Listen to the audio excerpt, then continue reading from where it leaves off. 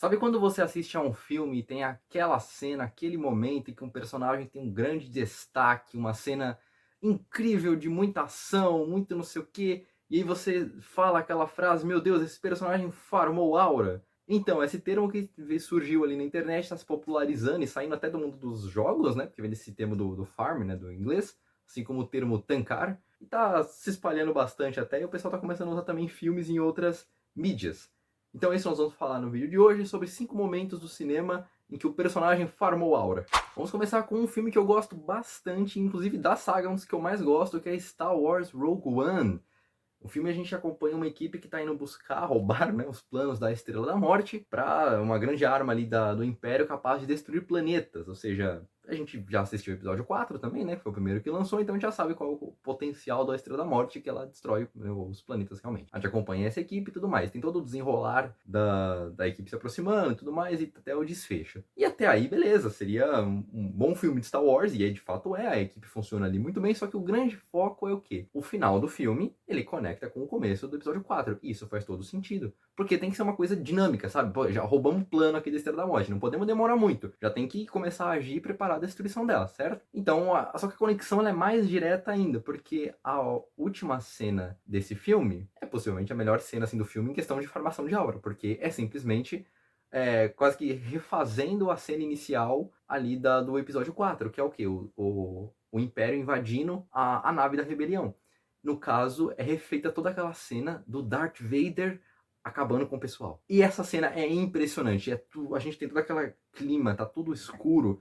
A gente vê ele chegando, escuta a respiração asmática ali dele, e o sabre de luz ligando, só o tom de vermelho iluminando a escuridão, e tipo, a gente vê os soldados da rebelião cagando nas calças, assim, porque todos eles morrem, tipo, é impressionante, porque a gente vê de fato o que foi talvez no cinema, não tô lembrando agora, mas talvez o maior momento do Darth Vader no cinema tenha sido ali, porque a gente tem só os filmes antes, né, que eram mais antigos, então a gente tinha toda aquela parte da limitação tecnológica e tudo mais, e a gente vê agora com um filme mais moderno o potencial que tem um Darth Vader, porque agora a tecnologia permite, sabe, efeitos melhores, direção, não vou dizer direção melhor, mas entenda, tipo, tecnologicamente é melhor de se mostrar o que o Darth Vader pode fazer. Então tem tudo, tem sabre de luz, é refletir blaster, é prender o cara no teto, é usar força, é tudo. A gente vê os caras em desespero ali, impressionante. E aí eu te pergunto, essa cena, ela precisava estar no filme?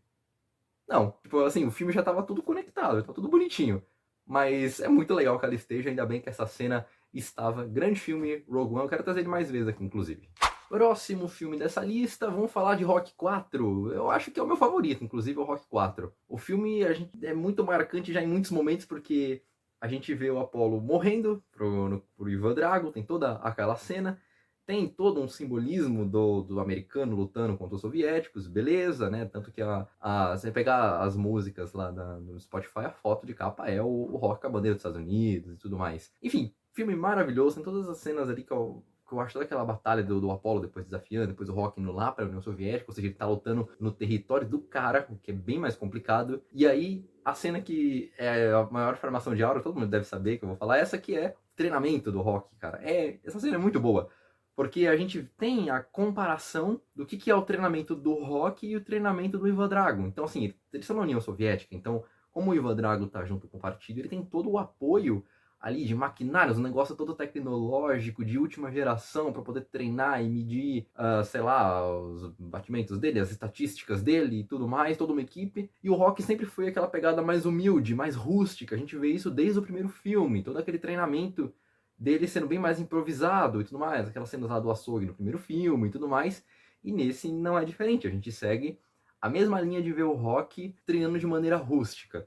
Só que aí que tá, por que isso aqui é formação de aura? Tem umas cenas desnecessárias, mas ainda bem que elas estão lá. Ela é basicamente o treinamento do primeiro filme, só que maior, grandioso, algo assim. Porque a gente tem tocando Burning Hearts de fundo, que combina muito, muito. Essa música é muito da hora. Bota na academia, vai fazer cardio que é chato? Bota essa música de fundo que vai ficar da hora, vai ficar da hora. As cenas dele treinando ali num ambiente desconhecido, também mais rústico ainda do que era o primeiro. E para finalizar, o que seria a grande evolução em comparação ao primeiro filme, que não tem a subida da escada, então aqui eles escalam uma montanha. sem equipamento, sem nada. Ele escalou uma montanha, eu não sei que canto da Rússia que ele estava, não me lembro. Tipo assim, pelo amor de Deus, velho, você escalou uma montanha ali com as mãos nuas, assim, praticamente, sem equipamento, sem nada, tipo, tocando Burn Hearts de fundo. Como que isso não é legal, tá ligado? Muito da hora. Precisava? Não precisava, mas ainda bem que tava lá. Essa aqui é um pouco complicada, porque assim, vocês estão vendo que tem mais ou menos que um padrão nessas cenas de farmação de aura. Muitas vezes ela nem precisava estar lá, ela nem precisava ser tão daquele jeito como foi mostrado, mas é legal. Essa daqui eu acho que até pra passar um pano e dizer que não, essa aqui até que precisava. Mas eu acho que não chega a considerar um roubo na lista, então vamos seguir aqui. Vingadores Guerra Infinita. Possivelmente ali o melhor filme dos Vingadores. Pelo menos na minha opinião é ali o que eu mais gosto. E, assim, honestamente, o que eu penso de um filme de super-herói é um dos melhores. A gente tem toda uma cena maravilhosa ali do combate, da inicial do Thanos acabando com a nave do Thor e tudo mais, toda aquela destruição, e culmina tudo com o Thanos recuperando, né, pegando pela primeira vez as joias do infinito para poder dar o estalo no final do filme. Beleza, tem todo esse desenrolar e como isso afetou todos os núcleos possíveis ali de super-heróis que a gente já tinha. Então tinha o pessoal lá do espaço, o Guardiões da Galáxia, a gente tinha o pessoal já da Terra com os Vingadores e outros e tudo mais, e como que os Vingadores já estavam numa situação bem desestabilizada, né, porque já tinha passado a Guerra Civil. Beleza? Beleza. E a gente tinha Vingadores muito importantes que estavam ausentes ali naquele momento, o próprio Hulk. Né, que ele não vai aparecer daquele jeito, ele vai aparecer tristemente só com a Hulkbuster e não vai aparecer Monstro Verde destruindo tudo como a gente queria. Mas enfim. Agora tinha um outro lá, que vocês já sabem que é um Vingador que eu gosto bastante, que é o Thor. Thor também ele vai ficar afastado ali e vai chegar só no final. Só que é isso, a cena do Thor, depois de ter perdido o martelo, tem toda uma carga emocional. Ele perdeu o martelo, perdeu a família, perdeu o pai, teve treta com a irmã, perdeu o olho. O irmão, que falei, morreu na frente dele e tudo mais. Então ele tem toda a jornada ali de construir uma nova arma pra ele, que é o Stormbreaker. E aí culmina com um grande ápice do Thor chegando em Wakanda. Tipo, ele chega arrebentando o domo lá. Ah, mas o domo tava aberto, não tava aberto inteiro. Eles abriram um pedaço para poder culminar ali a ordem do Pantera Negra era abrir só um pedaço para poder culminar os alienígenas entrarem, né? Mas o Thor chega arrebentando uma parte ali do domo de Wakanda e arregaçando os alienígenas, soltando o Capitão América, soltando os outros que estão ali e tudo mais, gritando, tragam-me o Thanos, e o traje dele também tá diferente, não é o mesmo traje que ele tava, é o traje completo, né, com a capa, com o braço todo completo, com a armadura e tudo mais, usando a Bifrost, que era um negócio que ele não conseguia usar antes, mas o filme até fala, né, o anão lá, o White, falando pra ele que o machado poderia conjurar a Bifrost, de fato conjura, e ele chega lá arrebentando todo mundo, tacando trovão, martelada e tudo, e cara, essa cena, eu lembro na época, quando saiu, o cara viralizou esse negócio. Tinha corte em rede social, Instagram da vida, em YouTube e tudo mais, o pessoal gravando a reação do pessoal no cinema. Essa cena é muito boa. Só que essa que dá mais pra justificar, do título, essa tinha que ser desse jeito. Porque tem toda essa evolução do personagem e como depois de tudo que o Thor havia passado, o Thanos foi um dos que contribuiu ainda mais pra dor dele. Porque ele acabou de matar, vamos dizer, o resto da população ali, de parentes ali do Thor, amigos do Thor e conterrâneos e tudo mais. Então, havia um motivo para ele fazer tudo aquilo lá e chegar daquele jeito, naquela brutalidade, daquele jeito, entendeu? Então, é que mais dá pra justificar, mas ainda assim é uma baita de uma cena de farmação de aura e nunca mais o Thor fez uma cena tão boa assim como essa. E depois daquilo lá, meu amigo, Thor só declina. Ai, que triste, é difícil você gostar do personagem e ver sendo tratado desse jeito, tadinho. Ainda no campo de super-herói, vamos falar de um clássico ali dos anos 2000, Motoqueiro Fantasma.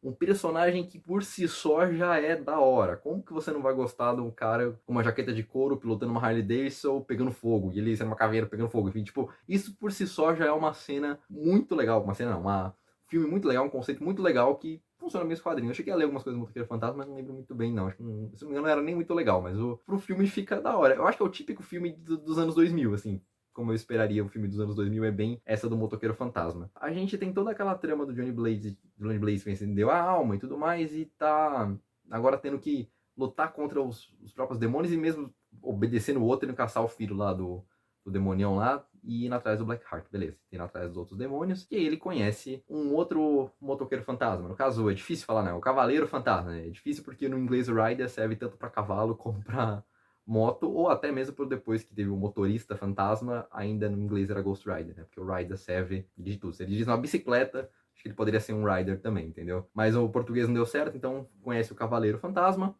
que fez também o pacto com o demônio e tudo mais, e tava lá ajudando ele o tempo todo, né? Ele só se revela depois como Carter Slade, e aí surge a cena maravilhosa do que ele descobre Carter Slade, consegue me acompanhar, tipo, e aí rola música de fundo, eles correndo lá, a moto, o cavalo, rastros de fogo. Nossa, essa cena é maneiríssima. E aí, só que essa acho que é a mais inútil de todas. Porque eles chegam lá onde ele vai enfrentar o Blackheart, beleza? Pra pegar o contrato do Pacto de San Vingança. E aí o Carter Slade fala, era a minha última transformação. E eu guardei pra esse momento. Caraca, vocês não vão nem entrar numa luta junto, cara. Você foi só pra fazer uma corridinha. Você pegou um último Uber ali e acabou o teu poder, cara. Meu Deus do céu, você guardou pra esse momento. Então ela é um pouco decepcionante no sentido que ela poderia ter continuado um pouco mais. Mostra os dois lutando junto, mostra tudo mais. Pô, tem depois a cena lá da 12 de fogo, brabíssima. Mas mostra eles lutando um pouco junto ali. Mas não, é só essa cena e o Cavaleiro Fantasma morre. Divertidíssima, ótima cena, poderia ser um pouquinho melhor. Agora uma última que direto aparece Reels pra mim no Instagram. Essa aqui também é, assim, eu acho que é uma das top definições de farmação de aura que tem pra mim, é essa daqui. No filme Piratas do Caribe 4, um filme bem qualquer coisa, que eu tenho um certo carinho porque eu fui assistir no cinema com meu pai. Então eu gosto desse filme ainda. Mas por outros motivos além do filme, né? Por causa de toda a experiência que eu lembro muito bem desse dia, que foi legal. Esse filme a gente basicamente acompanha uma nova aventura aí do Capitão Jack Sparrow, agora indo atrás da fonte da juventude. No caso, já é depois, no caso, do evento do terceiro filme, então a gente tem novos personagens, tem ali o Barba Negra, a filha dele e tudo mais. Tem, no caso, a Marinha Britânica, que nessa época já está em ascensão, né? Já é época do Rei George, então já estamos em época de Rei Hanoverian, né? Que são, já passou Jacobita, passou tudo, então, assim, o Império Inglês está em ascensão, assim, tá, logo não é a época da Vitoriana ainda, né? Vitoriana mais pra frente, mas já é a ascensão que vai levar para a época vitoriana. E basicamente nessa época a gente tem duas grandes disputas ali e isso histórica mesmo, né? As disputas mundiais, né? Espanha e Inglaterra, são as grandes rivalidades ali da época. Beleza, são os grandes impérios ultramarinos. Não só eles, né? Portugal e também tava lá, a Holanda também tava lá, mas vamos focar nesses dois, né? Porque o filme, inclusive, aborda eles. Até que tem cenas muito legais desse filme, depois que ele vai lá pra corte na Inglaterra, fala com o rei e tudo mais. E eles falam que até os ingleses estão indo atrás da fonte da juventude. E o Barbossa tá lá no meio, né? Agora virou um corsário, um pirata legalizado lá que tinha na Inglaterra. E aí eles falam, não queremos deixar que os espanhóis encontrem a fonte da juventude, nem nada disso. A gente tem que chegar além dele, não vamos deixar que os espanhóis, os católicos cheguem antes da fonte da juventude. Faz um baita de um discurso enquanto o Jack Sparrow tenta pegar um doce na mesa e o outro fica batendo a mão na mesa. Enfim, o filme segue, beleza. E o filme, assim, rola quase que um alt tab ali desse assunto dos espanhóis. Porque a gente segue o filme basicamente acompanhando os piratas, acompanhando os ingleses. Basicamente é o núcleo Barba Negra e o núcleo Inglaterra. São esses dois ali que vão disputando e chegam ali juntos. Beleza, eles encontram a fonte da juventude. Tá tendo uma baita de uma confusão, pega pra capar, ninguém se resolve ali, não sai nada, até que corta, chega um pessoal. O Espere Espanhol chegou lá na fonte da juventude. Aí você fica, ixi, meu Deus, e agora? E agora o que vai acontecer? O que vai... Eles vão acabar com todo mundo, eles vão entrar do lado de quem? Eles vão preferir apoiar a Inglaterra para lutar contra os piratas? Eles vão preferir apoiar os piratas para derrotar os rivais deles, ingleses? O que os espanhóis vão fazer, meu Deus do céu? Os espanhóis fazem o que os espanhóis fariam, realmente. Acabar com os dois, assim, eles vão entrar na luta contra os dois. Essa cena é maravilhosa, cara. O inglês chega lá, vem reivindicar essa terra para o rei George. O espanhol puxa uma pistola e atira nele. E ainda fala, alguém anote a bravura desse homem. Brabíssimo. Aí você pensa, putz, rendeu os dois. E agora? Os espanhóis vão ficar com a força de juventude, eles... O Capitão Jack Sparrow perdeu, sei lá, os ingleses perderam, todo mundo perdeu. Ele pega os cálices ali da mão do pessoal, e aí se ele levanta os cálices e fala, meu Deus, os espanhóis vão ter a vida eterna. Ele levanta e fala, somente Deus pode conceder a vida eterna. Tipo, não essa água pagã. Ele joga o cálice no chão e começa a pisar. Tipo, cara, é brabíssimo. Depois ele destrói, não, homem, destrua essa profanação pagã, uma coisa assim que ele fala. E depois ele luta com o Barba Negra e fala, você é um tolo, você busca nesse lugar o que apenas a fé pode prover. Acaba com tudo, destrói, faz o sinal da cruz e vai embora. Tipo, cara, isso aqui é farmação de aura pura, cara. Isso aqui é exatamente o que os espanhóis fariam se de fato existisse a fonte da juventude, tá ligado? Seria uma coisa que eles fariam. Cara, tem tanto edit da hora desse negócio, botando aquelas músicas de pancadão assim de fundo que os caras botam pra fazer edit de farmação de aura. Cara, essa cena é maravilhosa, é a melhor cena do filme. Pra mim, o filme é todo mediano pra ruim, assim. Mas você pega essa cena, ele eleva tanto que você termina o filme e falou, valeu. Por essa cena realmente valeu a pena. Eu nem sei o nome daquele ator, ele não sei se ele fez outras coisas, não. Mas, cara, maravilhoso, porque aquilo é uma quebra de expectativa tão grande. Tipo assim, se você acompanha, gosta de ler história, livros de história e coisas e tal, você tem uma noção do que poderia ser de fato uma coisa que os espanhóis fariam na vida real. Beleza. Só que a gente não sabe até onde o filme vai seguir, ou a parte histórica, até onde ele só vai usar aquilo como pano de fundo e falar, os espanhóis brigaram também pela forma da juventude com os ingleses. É uma quebra de expectativa narrativamente pro filme, porque os espanhóis estavam atrás da força da juventude? Estavam, assim como os ingleses. Só que os ingleses queriam ter a força da juventude para eles, para fortalecer o Império Inglês. Os espanhóis queriam destruir a força da juventude. Tipo, em nenhum momento o filme dá a entender isso, porque você não, no filme você não acompanha nenhum espanhol.